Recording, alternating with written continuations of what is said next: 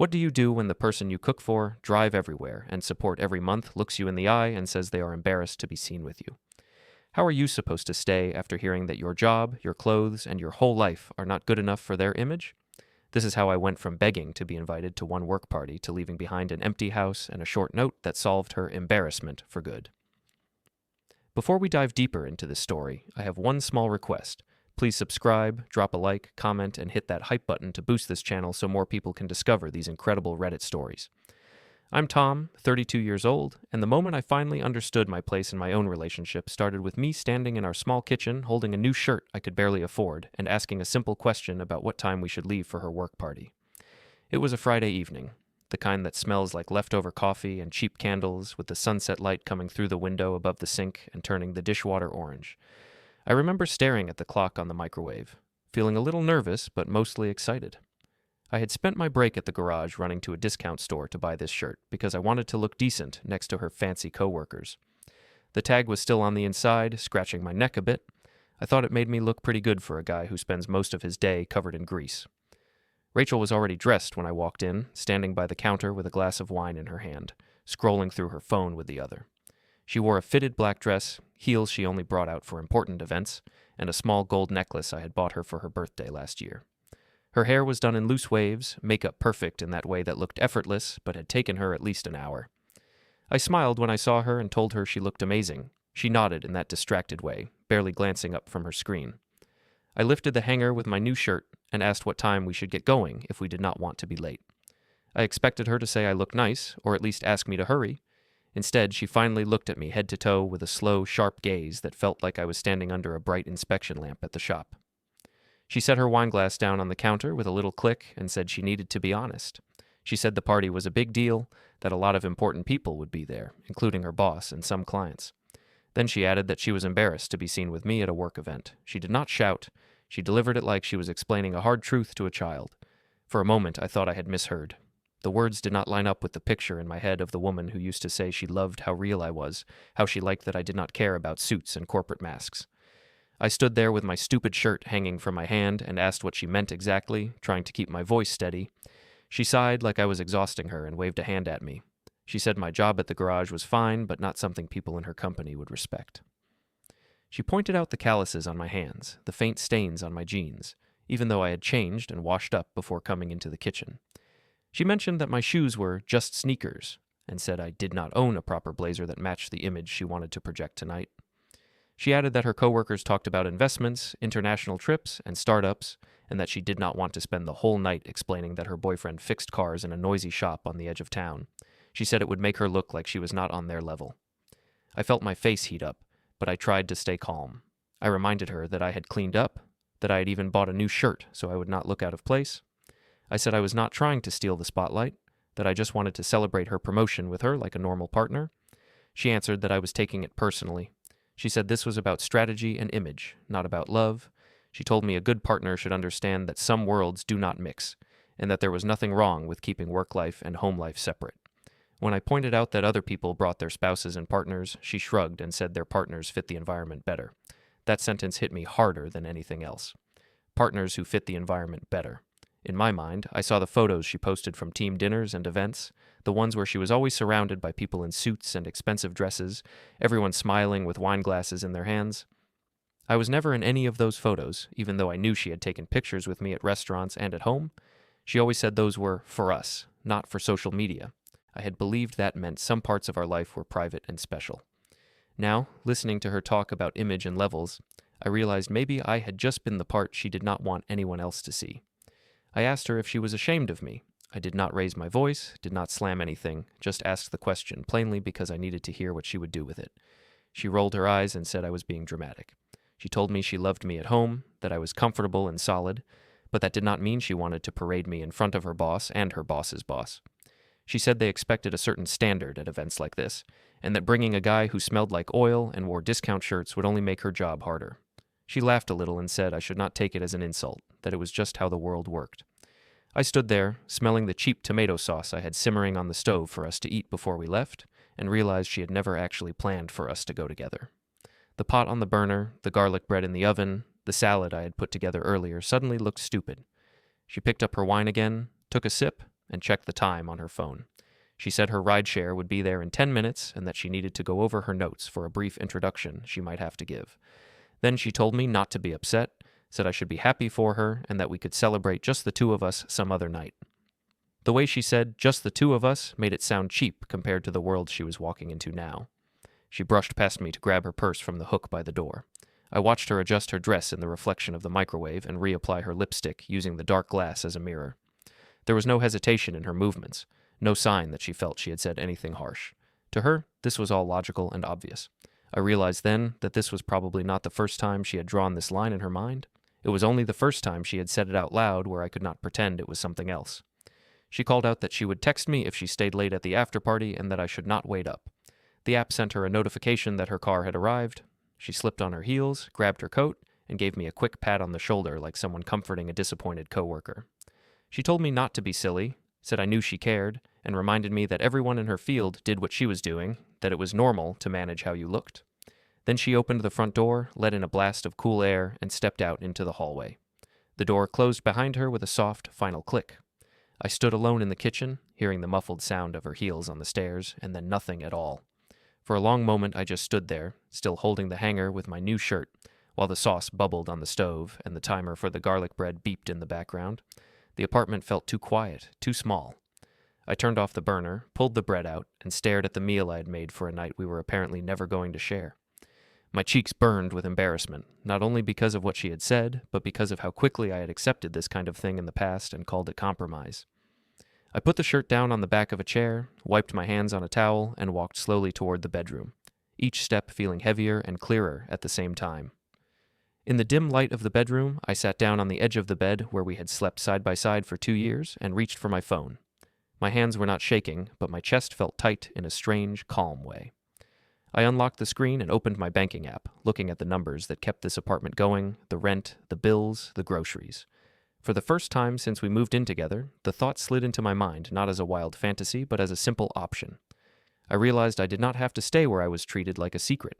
I could just leave. In the days after that night in the kitchen, my mind kept circling back to how we had gotten here. It felt too sudden to be only about one work party, even though the words she used were still sharp in my ears.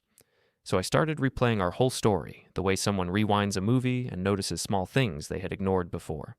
I thought about how we met, the way she used to call me real and grounded, and how slowly those same things had turned into something she seemed to want to hide. The more I looked back, the less random her comments sounded. I met Rachel 3 years earlier at a friend's birthday dinner. We were at a loud restaurant, and I was the quiet guy at the end of the table who fixed cars for a living. She arrived late, slid into the chair across from me, and somehow our faces lined up in the candlelight. She asked what I did, and when I told her I worked as a mechanic, her eyes lit up. She said she loved men who could actually fix things, not just talk about them. I remember feeling proud when she said my hands looked like they did real work. That night, we talked about silly stories from our jobs, our favorite food, and how we both came from normal families without much money. When she gave me her number at the end of the night, I drove home with a stupid smile on my face. In the beginning, she really did seem to like my world. She came to the garage once or twice, brought me lunch on her days off, and told the other guys she thought it was attractive that I was not afraid to get dirty. She sat on a folding chair by the open bay doors, watching me work on an engine, and said she felt safe around me. We went to cheap diners and small local bars, places where nobody cared what brand your clothes were. She told me she liked that I did not pretend to be someone else, that I was steady and honest. Back then, I believed her. Things started to shift slowly after she got her promotion. Rachel worked in marketing at a tech company. At first, she was an assistant, always rushing to make copies and take notes. When she became a manager, her whole schedule and style changed. She began working late, talking about strategy meetings and networking events.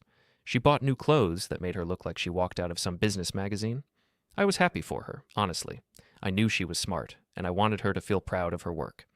But with the new job came subtle comments, small adjustments that did not seem serious on their own. First, it was about my clothes. When we went out with some of her coworkers, she started suggesting different shirts, saying certain things looked more polished. She told me more than once that my usual jeans and work boots were fine for my world, but not for certain restaurants. Then she started making light jokes about the smell of oil on my jacket when I came home late.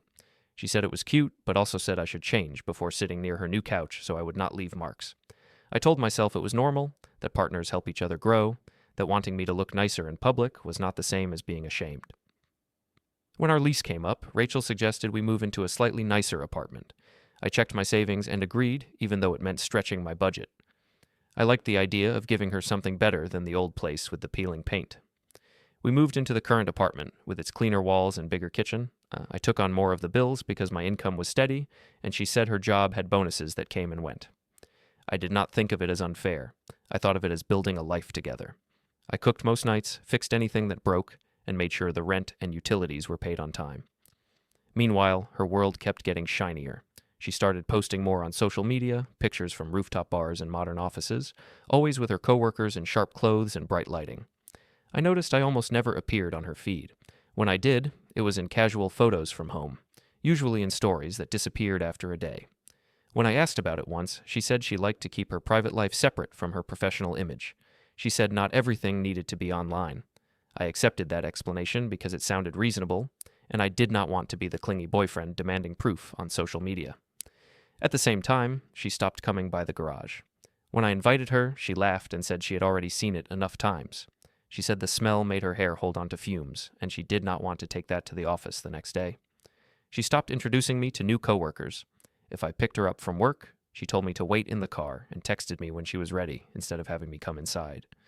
When I asked if she wanted to introduce me to her team, she said it would be awkward and that people were busy. I told myself again that I was overthinking, that she was just trying to stay professional. There were also little digs that added up over time. When I wore an old t-shirt around the house, she said jokingly that I looked like I should be standing outside a gas station. When I said I was tired after a long day crawling under cars, she laughed and said, "At least I did not have to sit through 8 hours of corporate meetings." She called me her rock, her safe place, but there was an edge in the way she sometimes said I would never understand what it was like to be ambitious in a competitive field. I tried to remind myself that we had different stresses, that her way of coping was to vent and brag a little. Still, a knot grew slowly in my stomach every time she ranked our worlds like that. The separation between her worlds and mine became most clear around her work events. I always heard about them, before and after, but never during. She talked about team building nights, launch parties, client dinners. When I asked once if partners were invited, she said some people brought dates, but she did not think I would enjoy it. She said the conversations were boring to someone not in the field. When I pressed gently, she told me not to take it personally, that she wanted to protect me from feeling out of place. That line sounded sweet on the surface, but it also put me in a small box, labeled too simple for my world. Looking back, I can see that each of these moments nudged me closer to that kitchen scene with the shirt. At the time, I kept swallowing my discomfort, telling myself she was just under pressure and that I should support her. I did not write anything down. I did not keep track. I just filed the hurt inside and covered it with more effort. I cooked more, saved more. I tried to dress a little sharper when we went out. I thought if I showed her I could adapt, she would stop being so worried about what people thought. It never happened. One evening, months before the party that finally pushed me over the edge, I was sitting on the couch while Rachel took a long shower after getting home from yet another work night out. Her phone was on the coffee table, screen lighting up with notifications. I did not pick it up to snoop. I just glanced over when the light flashed and saw a social media alert with a picture preview. It was a group shot at a trendy bar, the kind with neon lights and cocktails in strange glasses. Rachel stood in the middle, between two coworkers I recognized from names she had mentioned. They were all laughing, arms around each other. The caption at the bottom caught my eye even from a distance. It said something about a single ladies' night, followed by a row of cheerful emojis. I sat there frozen, remembering that on that exact night she had told me it was a small team event and that partners were not invited, and I had spent the evening at home eating leftovers and watching the clock.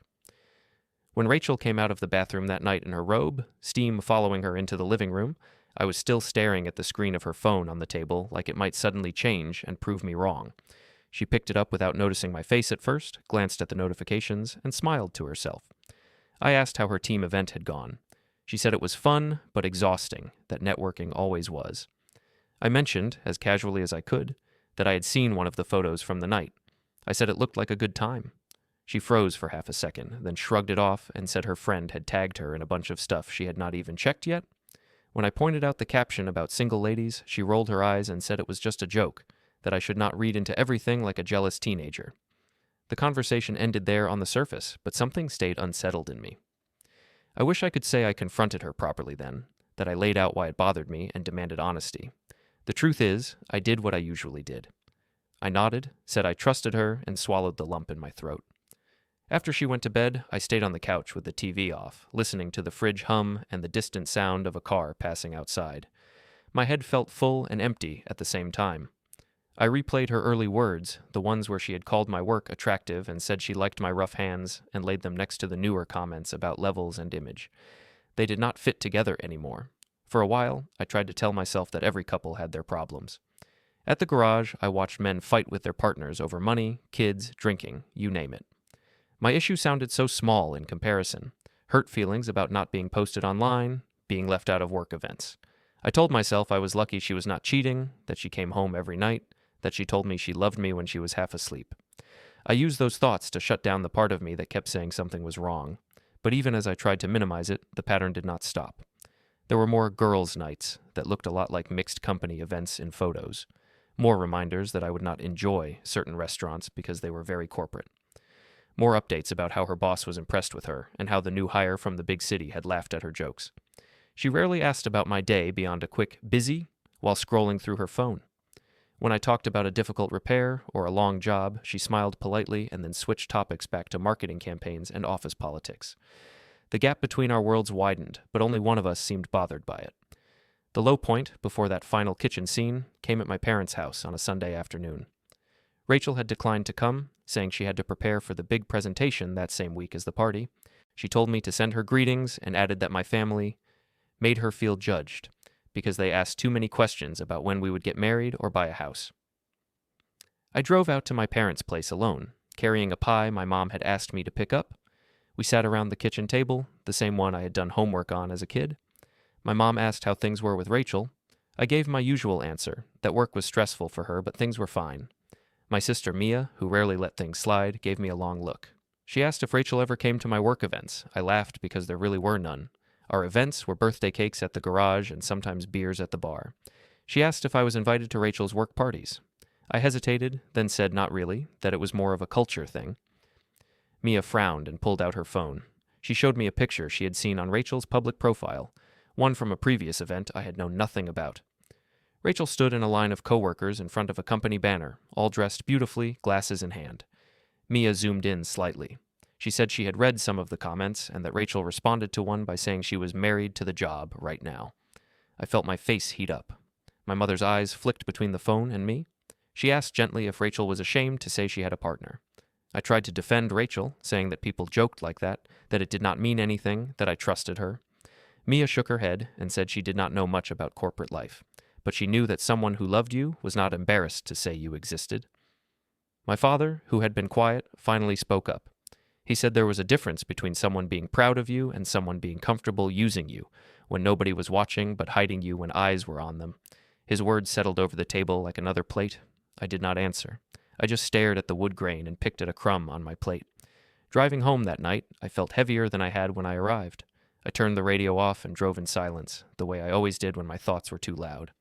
I imagined Rachel at her desk, laughing with her coworkers, sliding through conversations where I did not exist, then coming home to the man who paid half her rent and fixed her leaking sink. By the time I pulled into our parking spot outside the duplex, I had a headache and that tight feeling in my chest again. I sat in the car for a few minutes, gripping the steering wheel, trying to convince myself I was overreacting. Then I thought about the single ladies caption, the photo at the company banner, my father's quiet voice. For the first time, the word used drifted through my head, and I did not push it away. Inside the apartment, Rachel was at the table with her laptop open, notes scattered around, earbuds in. She barely looked up when I came in. I made us both tea and asked how her day was.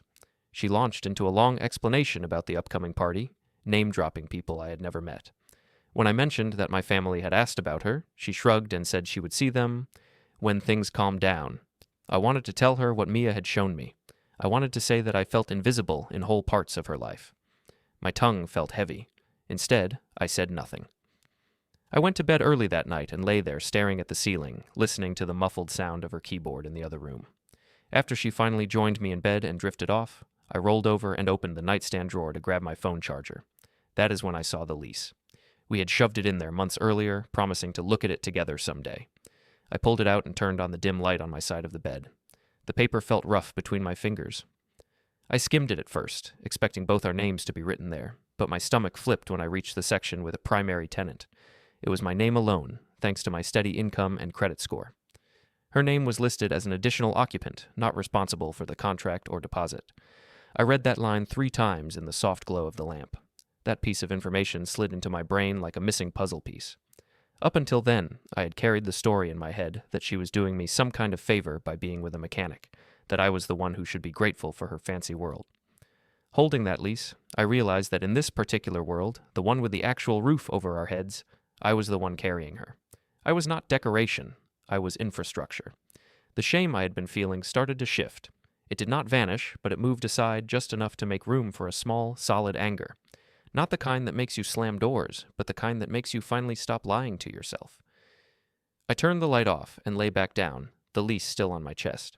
In the dark, I thought about every time she had corrected my clothes, every time she said I would not fit in, every time she posted a single joke while my name kept the apartment safe and warm. The idea that had flickered in the kitchen the night she told me she was embarrassed, to simply leave, came back stronger and calmer. I did not have a full plan yet. I had no timeline, no boxes packed. But the decision at the center of it all formed clearly in my mind. I was done trying to make myself smaller so she could feel bigger. I was done begging to be seen in places where she had already decided I did not belong. As I stared into the darkness, listening to her soft breathing beside me, I made myself a promise in simple words I could not twist later. The next time she chose her image over my dignity, I would not argue, explain, or plead. I would just believe her and act like a man who believed her.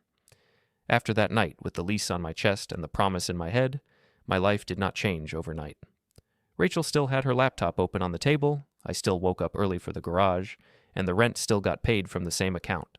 On the surface, nothing was different, but inside, something had shifted in a way I could not undo. Before, every time she said something that hurt, I would talk myself out of reacting. Now, when little comments slid out of her mouth, instead of swallowing them whole, I stored them. It was like I had started a mental folder labeled Reasons to Leave, even if I did not know when I would open it for good. The first practical step I took was small. On my lunch break at the garage, I sat in the break room with my sandwich and opened my banking app again. I looked at the joint account we sometimes used for groceries and the main account I used for rent and bills. I noticed how often money left to cover things Rachel had called emergencies. A last-minute dress for an event, a new pair of shoes for a client meeting, a ride share when she forgot to fill up her tank. None of it was evil. It just added to a picture. I opened a new savings account with a boring name and set up a small automatic transfer from every paycheck. Not a huge amount, just enough that after a few months I would have a cushion that belonged only to me. It felt like putting a little air under my feet in case I ever needed to jump. Next, I went back to the lease in a clear-headed way. After work one day, I stopped by the small office where our landlord, Mr. Hayes, handled paperwork. I said I wanted to make sure I understood the contract, just in case we ever needed to move or change things. He pulled up our file and explained it line by line. He said I was the legal tenant, responsible for rent and any damage. He said if I gave proper notice and left the place in good condition, I could get the deposit back or transfer it to a new place. I asked what would happen if the other occupant stayed without me.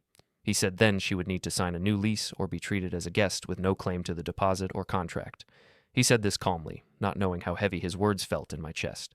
I thanked him, took a copy of the lease and a printed note about the move-out process, and walked out into the parking lot feeling strangely taller. At home, I started paying more attention to what was actually mine. The couch was hers, she had picked it out and paid for most of it. The TV was shared, something we had split. The small table in the corner was mine from before we moved in. The tools in the hall closet, the guitar under the bed, the old photos and books on the shelf, those were mine.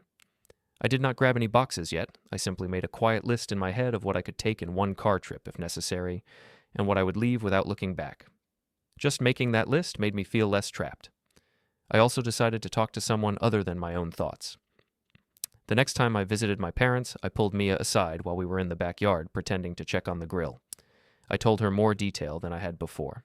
I said Rachel had called the work outing single ladies' nights, and that she rarely mentioned me to her coworkers.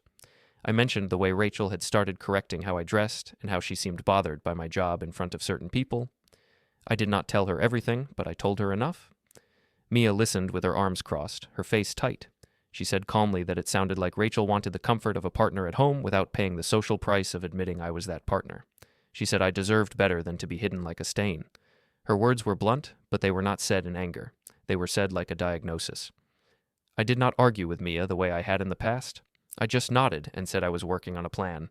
I told her I was not going to cause a scene or destroy anything. I simply did not want to wake up one day after 10 more years of this and realize I had stayed because moving seemed scary.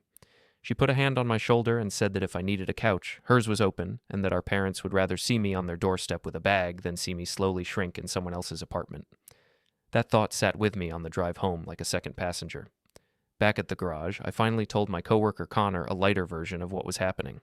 I said Rachel's job had changed her, and that I was starting to feel like a secret when she was with her work people. Connor wiped his hands on a rag and said he had seen that kind of thing before. He said some people forgot who they were before the fancy titles. He did not insult Rachel. He simply reminded me that I had options. He told me that if I ever needed a place to stay for a bit, he had a spare room and did not care if I came home smelling like oil. We both laughed, but the offer was real. It was one more piece of ground under my feet. I also took one more boring, important step. I rented a small storage unit on the edge of town. I told Rachel it was for extra tools and parts from the garage, which was partly true. Over a few weeks, I started moving less used personal items there. Old boxes of childhood things, my guitar case, some books, a few framed photos that were mine, not ours. I brought them in the trunk of my car when Rachel was working late. Each trip felt like taking one more root out of the soil without her noticing. I did not clear the apartment. I just made sure that when the time came, I would not have to choose between my history and a rushed escape. During this time, Rachel's work life grew louder. She talked more about her boss, about clients, about big opportunities coming up. One night, while we were both on the couch, she mentioned an upcoming event that made her eyes shine. She said her company was hosting a major corporate party, bigger than the usual happy hours with directors, partners, and important contacts in town. She said it was the kind of night that could change careers. As she spoke, she looked excited, nervous, hungry. I asked, as calmly as I could, if partners were invited to this one. She said some people might bring dates, but then quickly added that she wanted to keep her image simple and focused. She said it was better if she went alone, so nobody would make assumptions about her priorities. That answer slid right into the promise I had made to myself. I did not argue. I did not ask again. I simply listened and nodded. After she went to bed that night, I sat at the table with the lease copy and the landlord's note in front of me.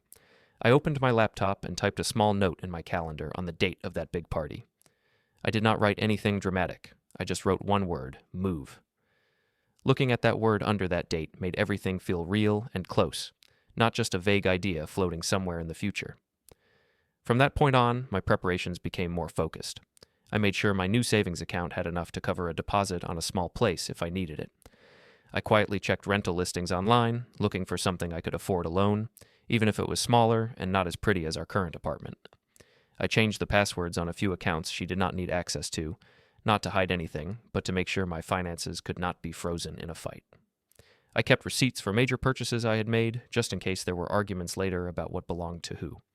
Through all of this, I stayed polite at home. I still cooked. I still listened when she vented about work.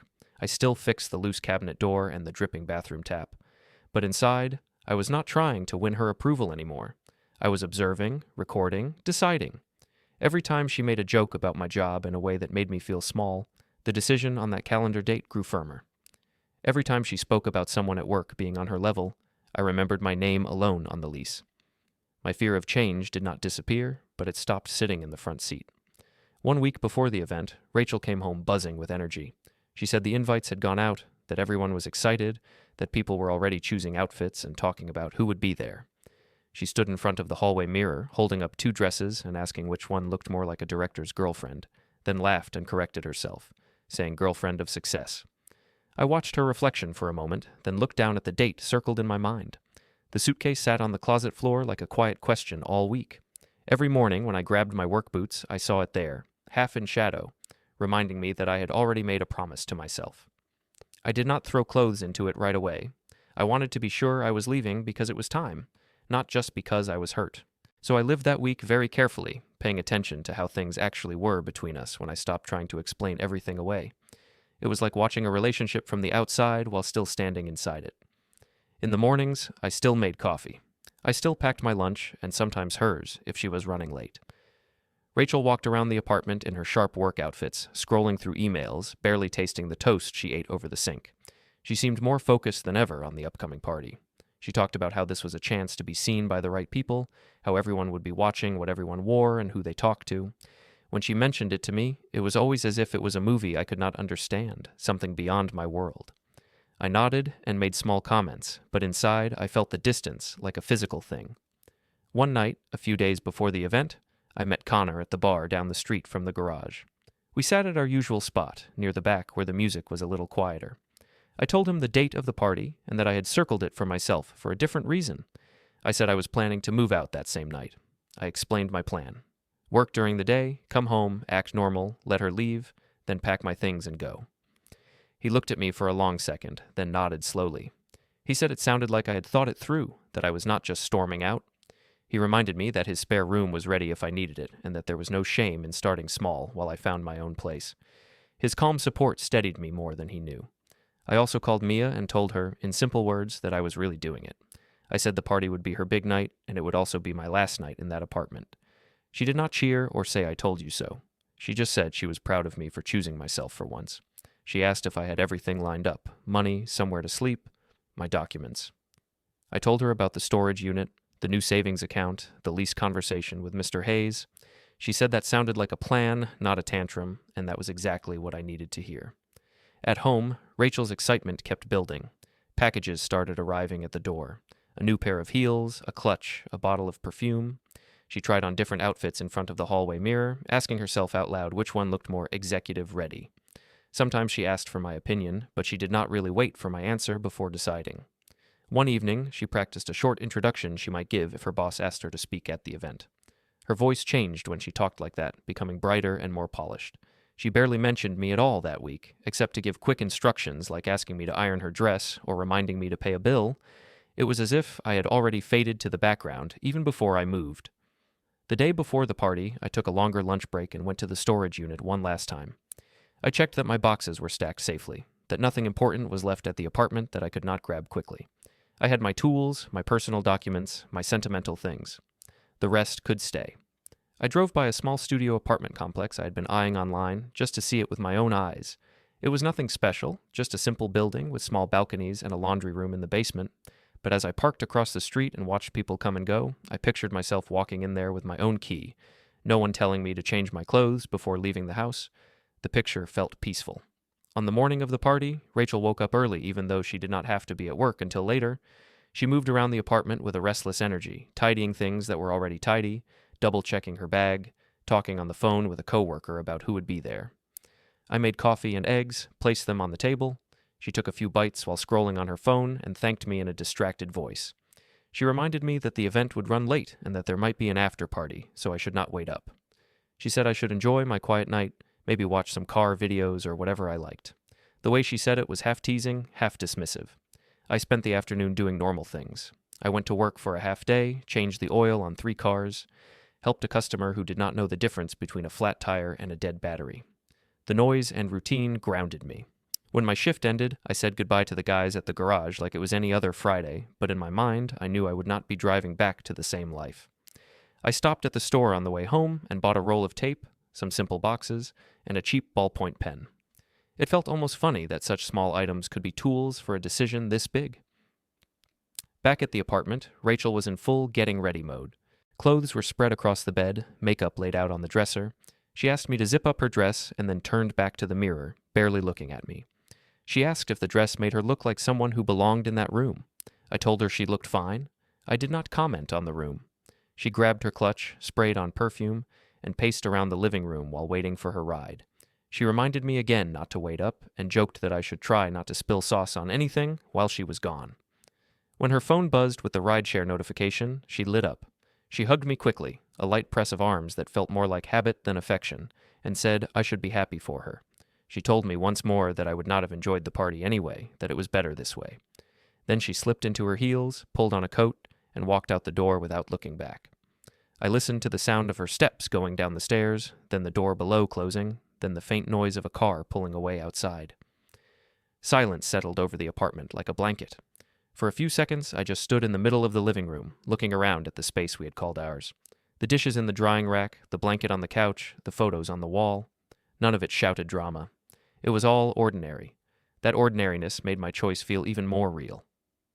I walked to the bedroom, opened the closet, and pulled the suitcase out into the light. Then I carried it back to the living room and set it down in the middle of the floor, unzipped, the empty inside waiting for whatever I chose to put there. I packed quickly but carefully, taking only what was mine and leaving the furniture and decor she loved. Before I left, I wrote a short note and set it on the kitchen table beside my keys. I said if she was embarrassed to be seen with me, the problem was solved because she would never have to see me again. Then I walked out, locked the door, and dropped the keys in the landlord's mailbox. Later, in Connor's spare room, my phone filled with tearful voicemails. I listened to one, then blocked her number and set the phone face down.